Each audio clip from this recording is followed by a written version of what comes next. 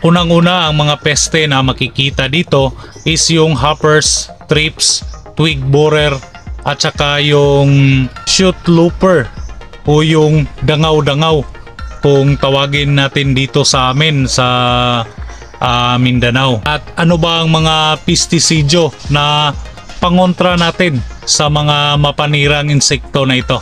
At sa stage din na ito, ating alamin kung gaano ba kahalaga yung pollination para makabuo ng butil. Samahan nyo ako at aking ipapakita at aking tatalakayin kung ano ba ang mango protocols na aking practice sa stage na ito.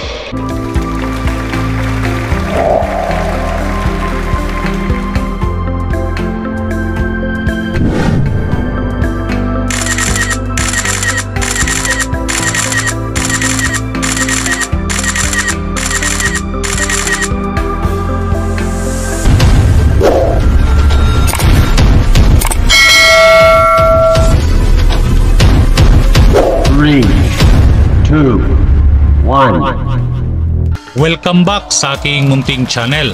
At this time guys ay ating pag-uusapan kung ano ba ang mga pestisidyo at mga fungicide na ating gagamitin sa stage na ito. Lalong-lalo na napaka-importante po na hindi po tayo magkamali para magkakaroon po tayo ng masaganang ani. Make sure na tapusin ninyo itong video at marami po kayong matutunan sa episode na ito. Tara! Tayo'y hindi babaero, kundi manggero. Halina sa AgriFuture TV with Juji Kuchia at sabay tayong matuto. Tara! Nandito na tayo guys sa stage na napaka-crucial sa kadahilanan na dito ay napaka-layo ng agwat ng pag-spray. From 21 Daffy o hanggang 30 Daffy bago natin balikan sa pag-spray. Dito magaganap yung tinatawag na pollination period. Yung mga bubuyog ay mag-pollinate sa ating bulaklak ng ating mangga. Kaya napaka-importante na ating malaman kung ano ba ang nararapat na mga insecticide na gagamitin at saka yung fungicide. Unang-una, dapat nating tandaan na sa pagsagawa ng pabaon ay kailangan na 10% opening o yung bulaklak o sa isang panikel ay mga 10% na po yung bumubuka. Yan po ang napakatamang timing sa pagpabaon.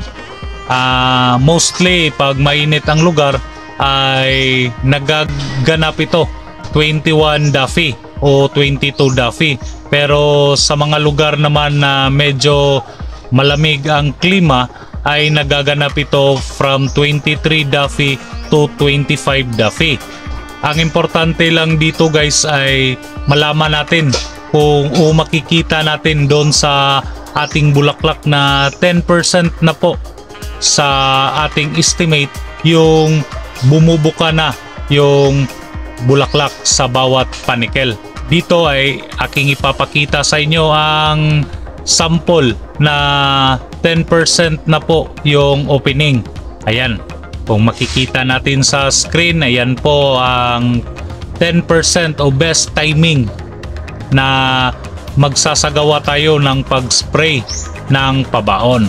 Yan po ang sekreto para maiwasan natin yung paninigay. Dapat po yung mga pesticide na ating gagamitin hindi po mapanira sa ating mga pollinators tulad ng bees. Kasi pag walang pollination o pollinators na makikita during the full bloom ay tinitiyak ko magkakaroon talaga ng problema sa fruit setting dahil hindi po mabubuo yung mga butil pag walang mga pollinators na bibisita sa ating manggahan. Ating makita sa ibang lugar na bihira na lang na makakita ng mga bees ay nagkakaroon sila ng problema sa paninigay ng bunga. Yan po ang epekto pag pinapatay natin yung mga pollinators. Ang common na insekto sa stage na ito is yung hoppers. Ang hoppers guys ay nagdudulot yan. Yung ihi niya ay nagdudulot ng napakalaking failure pag hindi po natin makontrol. At saka thrips, mango shoot loopers, yung dangaw-dangaw, at saka yung mango stem borer. Yan po ang makikita o common na makikita natin sa stage na ito from 10 days to hanggang ngayon sa pabaon. Pag hindi po natin na ubos from first shot to second shot, aabot tayo sa stage na ito from 21 days o pabaon, gaya ng sinasabi ko kanina, from 7 days to 10 days wala pong magaganap na spray.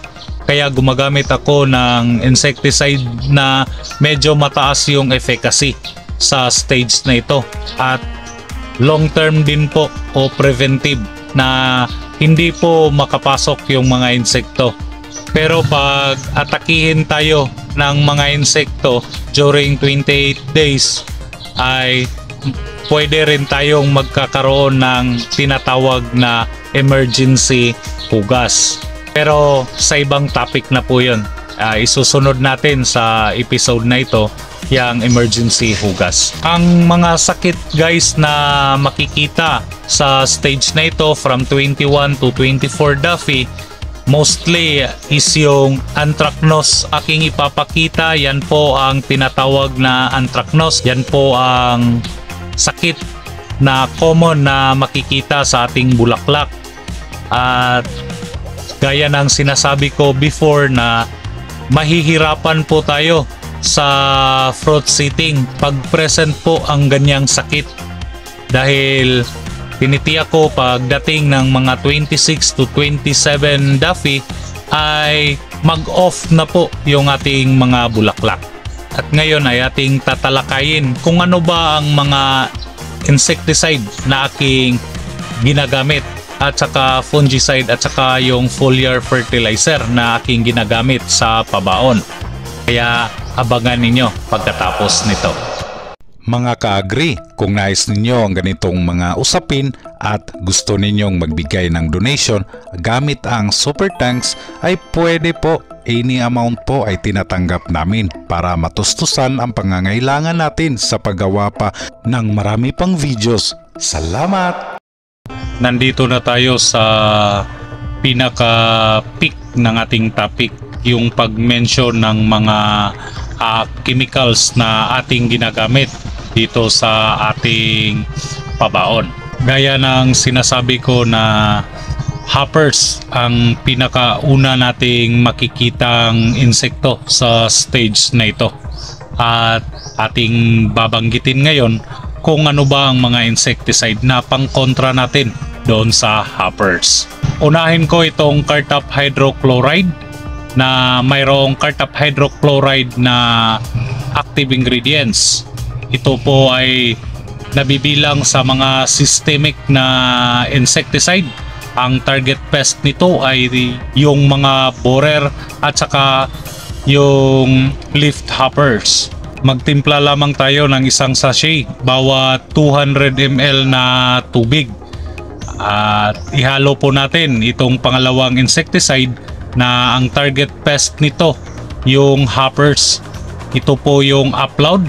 Mayroong active ingredients na bupropion at magaling po ito at known po ito sa reproductive growth regulator. Pag nag-apply kayo ng insecticide na bupropion, hindi na po ma-hatch yung mga itlog ng mga hoppers. Para pagdating ng full bloom ay nakakasiguro po kayo na wala na pong hoppers. Saka yung pangatlo nating insecticide, ito po yung Binibia.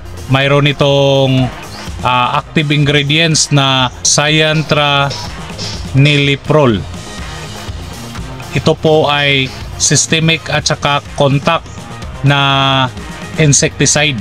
Ito po ay may dual action na umaatake sa muscle function, sa feeding function at saka sa movement and reproduction ng mga insekto. Kahalintulad po sila sa upload. Mayroon din itong growth regulator na kung tawagin sa atin sa local dialect ay pabaog, yung hindi na po ma-hatch yung mga itlog ng mga hoppers.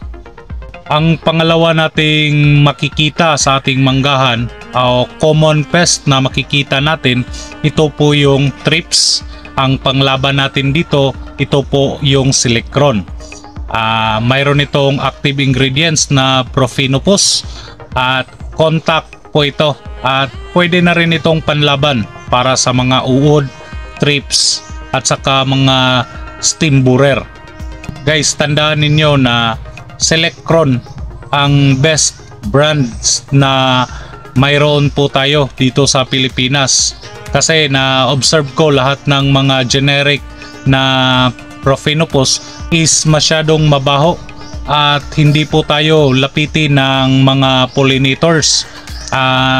Importante rin na consider po natin yung chemicals, yung amoy ng chemicals na hindi po repellent doon sa mga pollinators. Pinakamagandang gamitin guys is yung Selectron brand mula po sa Syngenta. Na-observe ko yan, after ako mag-spray, mga 20 minutes ay babalik na po yung mga pollinators doon sa ating manggahan. About naman sa sakit guys, ang common na makikita natin sa bulaklak ng ating mangga is yung anthracnose at saka powdery mildew. Ang panglaban natin dyan is yung Ortebatop. Ito ay systemic at may dual active ingredients na azoxystrobin, na known po ito na active ingredients ng sikat na brand, yung Amistar, at saka nilalagyan po nila ng difenoconazole na mabisang panlaban, at itong dalawa ay isang systemic na fungicide. Ito po ay may karakteristik na curative sa ating mangga. Pag sinasabi nating curative guys is yung natamaan na po yung ating mga buds o panicle ng ating bulaklak, ay kaya po nitong gamutin sa mga fungicide na nabanggit po natin. Maliban sa Ortebatop na isang systemic na fungicide, ay gumagamit din tayo ng contact na fungicide. Ito po ay mayroong brand na Antracol at saka mayroong active ingredients na Propinib, at mabisa rin itong panlaban sa anthracnose at saka powdery mildew. Ito po ay may contact na action laban sa fungal infection na sa ating bulaklak ng ating mangga. Maliban sa insecticide at saka fungicide guys, ay gumagamit rin ako ng foliar fertilizer. Tatlong foliar fertilizer ang ginagamit ko sa pabaon. Unang-una, ito po yung Calvo Zinc mula po sa Sagrex. Ang karakteristik nito guys, ito po ang magkokontrol ng ethylene gas mula sa bulaklak. Yung amoy ng bulaklak ay magpuproduce po yan ng ethylene gas na makakasira doon mismo sa bulaklak mismo. Itong Calvo Zinc ay mayroon na itong calcium, boron at saka zinc na pampatibay doon po sa ating butil. At saka gumagamit din ako ng Kaiser. Ang kagandahan dito sa Kaiser fertilizer guys, foliar fertilizer, is yung a-attract ito ng mga pollinators dahil sa kanyang amoy. At ang panghuli na foliar fertilizer na ginagamit ko guys is yung Growmore na orange na mayroong NPK na 2530. Ito po ay mayroong mataas na potassium content na magagamit ng ating mangga during the fruit setting. At ito po guys yung dosage ng ating mga chemicals na gagamitin sa pabaon. Ayan po kung makikita ninyo sa screen, yan po ang mga dosage. Haluin lamang maigi at i-spray doon sa bulaklak mismo ng ating mangga.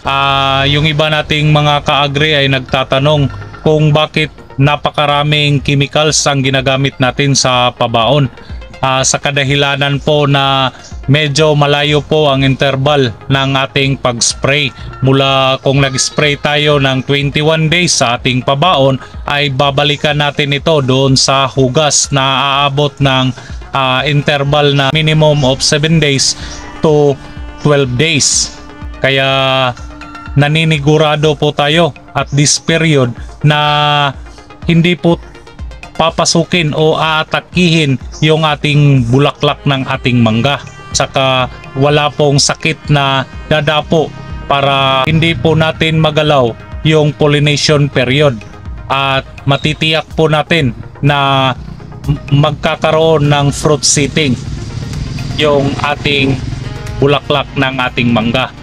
At guys, maglalabas po ako ng video patungkol sa tinatawag nilang emergency hugas.